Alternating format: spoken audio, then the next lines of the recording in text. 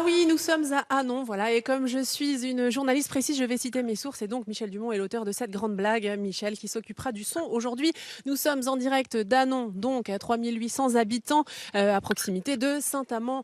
Les eaux, et regardez, nous sommes à la maison thématique de la fléchette avec cette très belle cible et ces magnifiques fléchettes devant lesquelles je me trouve. Et nous allons même vous faire rencontrer Janine qui travaillait dans une entreprise ici puisque Hanon était la capitale mondiale de la fléchette. Nous vous montrerons des images de 1965 et même ce petit extrait d'un reportage de 1965 parce qu'on l'aime beaucoup. À tout à l'heure.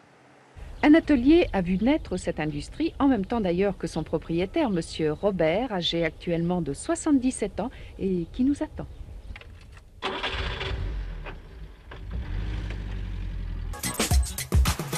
Et profitez bien, Christine, c'est peut-être la dernière fois que vous me voyez, parce que je pense que je vais aller travailler à Disneyland. C'est un peu un rêve pour moi. Hein, donc voilà. voilà. Mais je termine aujourd'hui. Pour l'instant, je suis là. Le costume oui, je me verrai bien en mini. Oui, tout à de fait. Mais pour l'instant, je suis bien. Ah non. Non, oui, une fée, vous avez raison. Ah non, toujours avec Claude. Et plus sérieusement, on parle de fléchettes. Alors regardez, ça c'est une fléchette comme on les connaît, plus ou moins hein, aujourd'hui.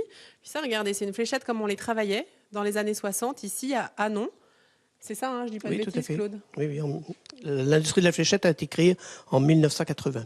Alors, en 1980 1780, excusez-moi. Ça s'est terminé en 1980, Voilà, mais tout à fait. 1780 le début. Alors justement, on a des images très anciennes, peut-être pas de 1780, mais des images de 1965 qu'on va découvrir pour comprendre un peu comment on fabriquait des fléchettes. C'est le but un peu de cette maison thématique, c'est d'expliquer comment on travaillait à l'époque. Oui, tout à fait. Donc, on a reconstitué l'installation des machines. Donc, à l'époque, on travaillait, bien sûr, ce sont des tours à bois. On partait d'une réglette en bois de bouleau, puisque les fléchettes sont réalisées en bois de bouleau. Donc, à différentes opérations, une première machine à ébauche qui sortait un petit peu ce que l'on trouve là dans le bas. Une deuxième opération qui consistait à couler le plomb, donc couler la bague en plomb. Ensuite, une machine de finition. Que je peux vous faire tourner d'ailleurs. Mais super. Vous la faites tourner quand les visiteurs viennent ou là oui, vous allez le faire pour nous on peut montrer quand les visiteurs viennent, mais disons que on ne fait pas réellement une flèche à Elle est tourner le moteur. plus vraiment en fonctionnement. Alors allez-y, Voilà, faites-le donc je vais tourner. vous montrer. Hop. Et puis voilà, et on tourne le bras. Et ça, c'était manuel comme ça. Voilà, c'était manuel comme ça. Donc, arrêtez-le parce qu'on va pas s'entendre parler, Claude. On a vu que ça fonctionnait toujours. La machine à ébaucher dont vous parliez, c'est celle qui est derrière. Voilà. Juste pour montrer les étapes quand même à la caméra, on avait un morceau comme ça. Une réglette comme ça, une réglette de boulot. Ouais. Donc qui est placée entre les morts et puis donc on tourne une ébauche. C'est-à-dire qu'à la sortie, nous avons cette machine-là. D'accord, ça c'est une base de fléchette. C'est une base de fléchette où on vient couler ensuite le plomb. Combien de temps pour fabriquer une fléchette? Oh, ça va très très vite, mais il faut savoir qu'il faut 14 opérations pour fabriquer une fléchette à partir du moment où on a répertorié l'arbre dans la forêt. Ah oui, quand même. Alors, oui. L'industrie s'est arrêtée dans les années 80. On a là encore des images anciennes qui datent de 1978 de l'entreprise de Brabant, qui a été en instance de fermeture à ce moment-là. Tout à fait. Qu'est-ce qui s'est passé? Tout simplement, l'industrie a périclité donc, à cause de la guerre, parce qu'on avait du mal à être approvisionné au niveau des matières premières. Les matières premières, principalement les plumes, puisque les plumes d'Inde qui permettaient de faire les plumes des fléchettes venaient de Hongrie et de Pologne et des États-Unis. Donc des difficultés d'approvisionnement et des difficultés également à l'exportation, puisque toutes nos fléchettes étaient quasiment expédiées en Angleterre. Il faut savoir qu'à cette période-là, on sortait 200 000 fléchettes par jour. 200 000 jours. 200 et 000 aujourd'hui, jours, c'est oui. complètement terminé. Et aujourd'hui, c'est terminé, il n'y en a plus du tout. C'est détrôné par quoi on les achète? Ça a été détrôné par les fléchettes électroniques, par les jeux électroniques. Fabriqués au Japon, alors?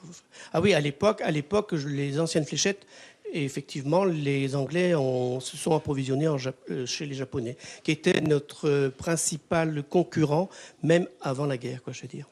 Il y a des pièces exceptionnelles à découvrir ici. On voulait quand même dire un petit mot de... Oui. Donc ça, c'est une pièce qui a été réalisée par Monsieur Robert, qui est également un fabricant de fléchettes et qui a été meilleur ouvrier de France en 1968. Et là, c'est son trophée en quelque sorte qu'il a réalisé pour obtenir ce diplôme. Merci beaucoup Claude pour ces explications. On vous laisse ici. On va aller retrouver Janine tout à l'heure qui elle est là-bas. Et je voulais quand même faire un petit coucou à Pascal qui est un ancien tourneur de fléchettes qui aurait dû être avec nous aujourd'hui et qui est coincé au fond de son lit parce qu'il est malade. On espère qu'il nous regarde. On lui fait un petit coucou et je vous dis à tout à l'heure. Et regardez Christine, on va faire un bond dans l'histoire. Regardez cette photo. Alors, c'est à l'entreprise de Brabant. Cette jeune fille a 19 ans, elle s'appelle Janine. Et tout juste 60 ans plus tard, Janine nous fait l'honneur et l'amitié d'être avec nous à la Maison de la Fléchette à Hanon. Bonjour Janine. Bonjour Virginie. Ça va? Très bien. Donc vous étiez colleuse, c'est comme ça qu'on dit? Les colleuses de fléchettes. Alors ça consistait en quoi votre travail? C'est une spécialité, hein, les fléchettes. On débute au collage. Après, on les met sécher, puis c'est recoupé. C'est encore une autre personne. On avait chacun sa spécialité. On nous a dit 14 étapes pour faire une fléchette. Voilà. Vous voulez bien nous montrer en quoi consistait votre travail à vous? Oui. Et nous expliquer en même temps ce que vous faites? Alors, la colle, les plumes sont dans une serpillière humide pour les faire revenir à elle, puis pour faciliter le collage. Ensuite, la colle, elle est préparée. Donc, vous voyez, voilà. Vous passez la plume sur un bâton? Sur un bâton, sur une plume, ce qu'on veut. Mais enfin, moi, j'aimais mieux sur un bâton. Mais en général, c'est sur une plume. Bon, après, donc, ça, c'est fait. Vous aimiez bien, vous, le travail dans cette entreprise? Oui. À l'époque, c'est ce qui marchait le plus. Vous voyez? Puis après, on l'affine un petit peu. Qu'est-ce qui vous plaisait dans votre travail? Parce que tout à l'heure, vous me disiez, c'était... C'est merveilleux. Puis il y avait une ambiance familiale. Familiale surtout. Bon, puis avec les collègues, on avait des bons moments de détente. Vous veniez travailler avec votre fils parfois? Mon fils est allé à l'école. Oui. Et il pouvait venir manger avec moi le midi. Oh, la chance. Oui, ce qu'on ne voit plus maintenant, qu'on ne pourrait pas tolérer. Mais à l'époque, c'était facile. Hein. Ouais. Bon, puis l'école n'était pas loin, hein, de chez De Brabant à la salle de fête, hein, les écoles. C'était très bien. Et puis, je vous dis, une bonne ambiance. Tout marchait bien. On en collait combien, du coup, des Alors ici, comme ça on avait des fléchettes de 3 ou 4. Bon, toujours dans le même sens, parce que vous avez une plume à l'endroit et des plumes à l'envers, si vous voulez. J'aurais dû prendre... Merci beaucoup, Janine. Merci pour votre témoignage. On va prendre juste à côté de vous. Il y en a des terminés. Alors là, pour qu'on voit ce que ça donne. Là, ce sont des 3. Voilà, des 3. Là, c'est une 3. Oui. C'est fini. Merci beaucoup, Janine. On va vous laisser. On va aller retrouver une championne de fléchettes. Je vous montre quand même vite fait à quoi ressemblent les cibles, parce que selon les époques, il y en avait des différentes, évidemment. Donc, on en retrouve exposées ici. Tout en bas, ça c'est une fléchette anglaise électronique, c'est là-dessus que joue Martine, et je dis joue, mais il s'agit bien d'un sport, on est bien d'accord, Martine est championne de France, on la retrouve tout à l'heure. Christine, ici c'est un musée, donc on ne joue pas évidemment aux fléchettes, mais nous avons fait venir quelqu'un. Alors juste avant d'aller la rejoindre, quand même, regardez. Reconstitution d'un estaminet, pour vous dire que le lieu est très beau. On y parle de l'Ain, on y parle d'une ancienne abbaye, on y parle d'un estaminet, et puis évidemment, vous l'avez suivi tout au long de l'émission, on y parle de fléchettes. Et pour jouer aux fléchettes, vous ne saviez peut-être pas, mais dans le Nord-Pas-de-Calais, on trouve la championne de France de fléchettes. Et oui, Martine, bonjour. Bonjour. Vous êtes à vous de Gomeny. Gomeny. Et vous êtes venu jusqu'ici pour nous. Merci beaucoup. C'est gentil. La fléchette, c'est un sport. C'est un sport. C'est ça, c'est pas un jeu. Non, c'est un sport mental. Quelle différence alors? Mental parce qu'il faut rester constamment dans sa bulle, rester concentré et toujours calculer pour pouvoir arriver à une fermeture à 3 flèches avec un maximum de points. Donc, maximum de points qu'on peut faire pour fermer, c'est 160. Alors attendez, parce que les téléspectateurs fermer la fermeture, moi vous m'avez expliqué, donc je pourrais faire la maline, mais il faut nous expliquer un peu, quand vous faites les fléchettes, ça se passe comment? Vous avez un nombre de points au départ? Au départ, on commence à 501 et on doit finir sur un double. Allez-y, montrez-nous. La cible est composée de segments, tous les segments qui sont ici, et là ce sont des simples. Les segments ici, ce sont les doubles, et les segments ici, ce sont les triples. Le maximum, le maximum de points qu'on peut faire, c'est 180. Donc le plus difficile, c'est pas d'atteindre ça, c'est plutôt de viser là. C'est viser là. Et les fermetures se font obligatoirement sur tous les doubles qui sont ici. Fermeture, c'est-à-dire la dernière fléchette.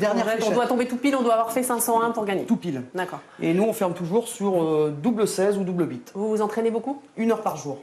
On peut voir ce que ça donne? Oui.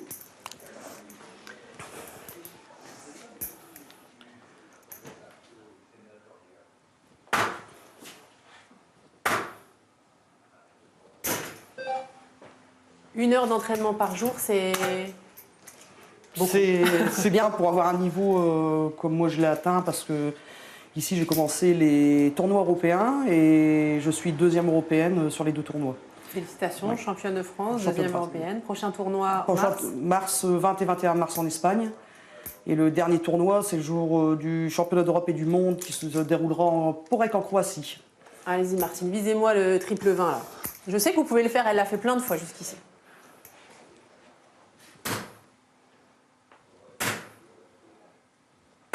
Ah, c'est ma faute, hein, je lui mets la pression. Mais je témoigne sur ma vie.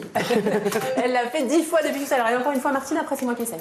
D'accord. Triple 20. Alors là, Triple vous 20, allez allez. calmer. Hein. C'est moi qui vais le faire. Voilà. Yes.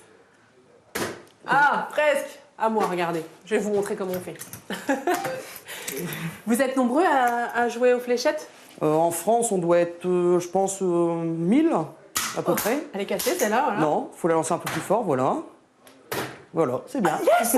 Pas mal. Combien vous m'avez dit en France? On peut prendre à peu près 1000 licenciés, je pense, un peu plus. Merci. Et nous, dans notre club, nous sommes une quinzaine. Merci beaucoup, Martine.